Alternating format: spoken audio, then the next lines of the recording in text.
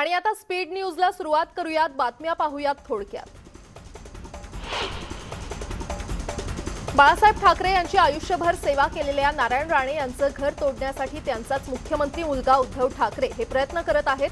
त्यांची ही गोष्ट जुन्या कडवट शिवसैनिकांना आवडलेली नाही। आदिश बंगल्याजवळ मुंबई महानगरपालिकेचे अधिकारी पोहोचले आहेत। त्या ठिकाणी केंद्रीय मंत्री नारायण राणे आणि माजी खासदार निलेश राणे हे बंगल्यामध्ये उपस्थित होते।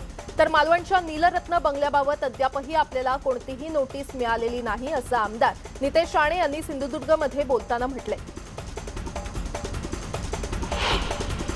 मुंबईतल्या जुहूमधील नारायण राणेंच्या आदिश बंगल्याची मुंबई पालिका पथकाकडून पाहणी करण्यात आली। जवळपास 2 तास या पथकानं बंगल्याची पाहणी केली। बंगल्याची सविस्तर माहिती घेऊन अधिकारी 2 तासानंतर जुहूतील बंगल्यातून परत गेले। यावेळी नारायण राणेंच्या बंगल्याबाहेर मोठा पोलीस बंदोबस्त तैनात करण्यात आला होता।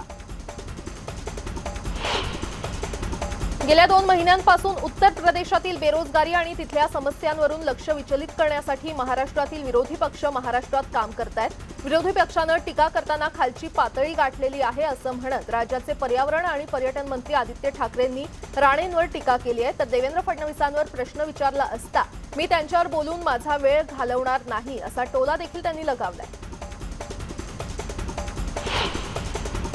राज्याचे पर्यावरण मंत्री आदित्य ठाकरे हे सध्या कोल्हापूर दौऱ्यावर आहेत। यावेळी पत्रकारांनी आदित्य ठाकरेंसोबत संवाद साधला। केंद्रीय मंत्री राणेंविषयी त्यांना प्रश्न विचारण्यात आला। यावेळी त्यांनी आपण नक्कीच संवाद साधू, मात्र चांगल्या विषयावर असा सूचक टोला हाणला। विरोधी पक्षनेते देवेंद्र फडणवीस यांनी विरोधकांवर जोरदार टीका केलेली आहे। आमच्या मनात मराठवाडा आहे, इतरांच्या फक्त भाषणात मराठवाडा असल्याची टीका त्यांनी केली आहे। मराठवाड्याचा द्वेष आहे म्हणून मराठवाडा वैधानिक मंडळाचा त्यांनी मुर्दा पाडला।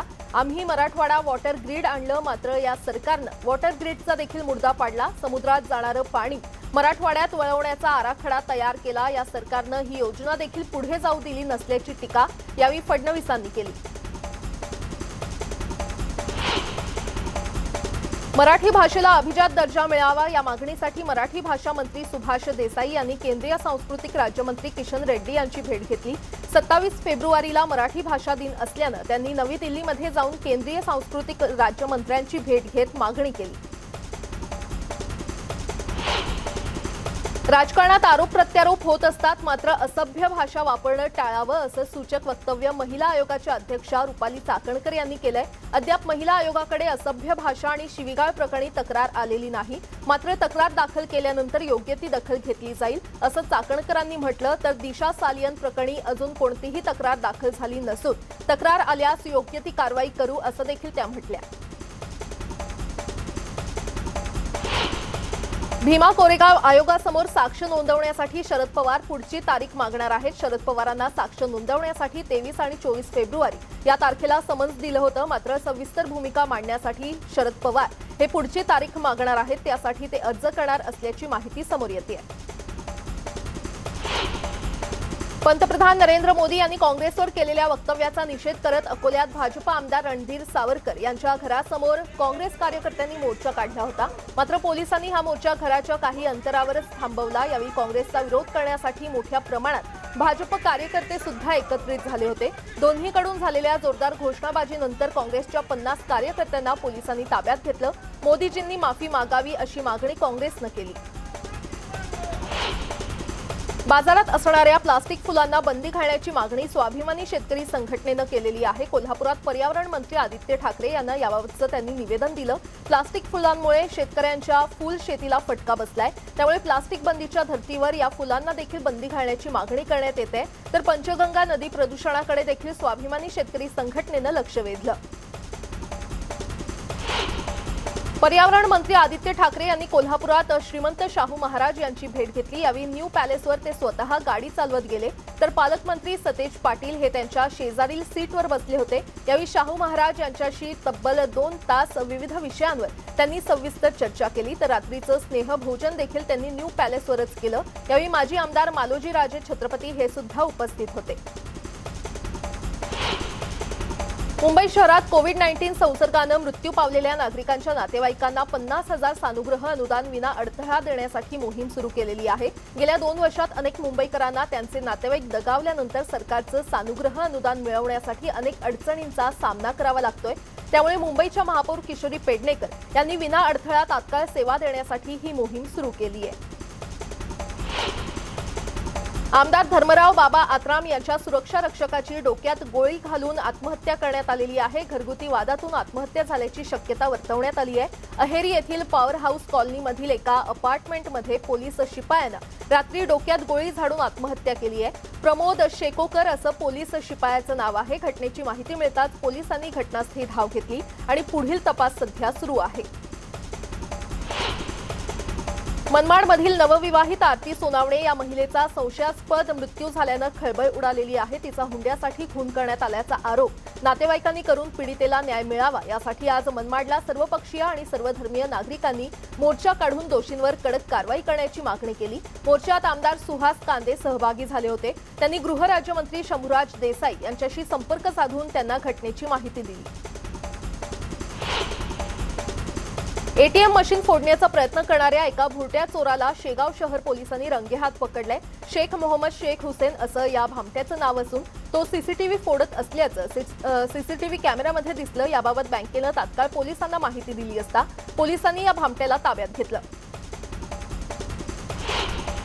कर्नाटकाच्या शिवमोगात बजरंग दलाच्या कार्यकर्त्याच्या हत्येनंतर तणावाची स्थिती निर्माण झालेली आहे। हर्ष असं या बजरंग दलाच्या कार्यकर्त्याचं नाव आहे। या प्रकरणी पोलिसांनी एकाला अटक केली आहे तर इतर हल्लेखोरांचा पोलीस शोध घेत आहे। हिजाब संदर्भात सोशल मीडियावर पोस्ट केल्यानं बजरंग दलाच्या या कार्यकर्त्याची हत्या करण्यात आल्याचा आरोप केला जातोय। या हत्येनंतर शिवमोगा परिसरात तोडफोड आणि वाहनांची जाळपोळ करण्यात आली। ही तणावपूर्ण स्थिती पाहता शिवमोगा परिसरात संचारबंदी लागू करण्यात आलेली आहे। तसंच परिसरातील शाळा देखील बंद ठेवण्यात आल्या।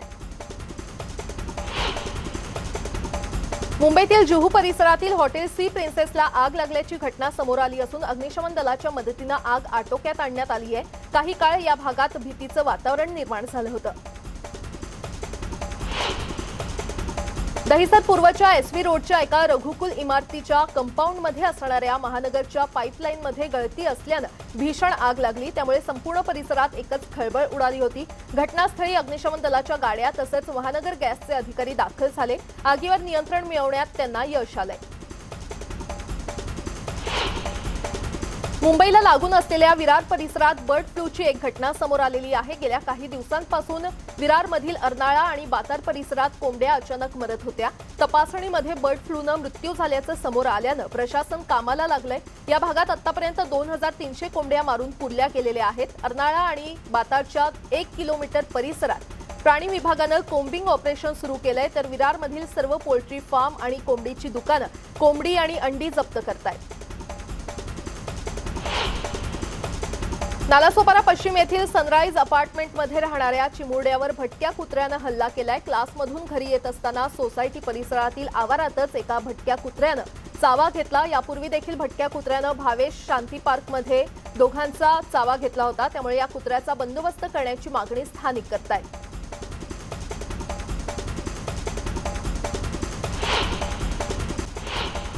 माजी रेल्वे मंत्री आणि बिहारचे माजी मुख्यमंत्री लालू प्रसाद यादव यांना चारा घोटाळा प्रकरणात रांचीच्या विशेष सीबीआय न्यायालयानं 5 वर्ष तुरुंगवासाची आणि 60 लाख रुपये दंडाची शिक्षा सुनावलेली आहे। लालू प्रसाद यांच्यासह एकूण 40 दोषींना शिक्षा सुनावण्यात आली आहे। फरहान अख्तर आणि शिबानी दांडेकरचा शनिवारी विवाह सोहळा पार पडला। या लग्नातला ऋतिक रोशन आणि फरहान अख्तर यांचा डान्स चांगलाच व्हायरल झालाय। ऋतिक रोशन आणि फरहान अख्तरनं त्यांच्या जिंदगी ना मिलेगी दोबारा या चित्रपटाच्या सेनोरिटा या गाण्यावर डान्स केलाय।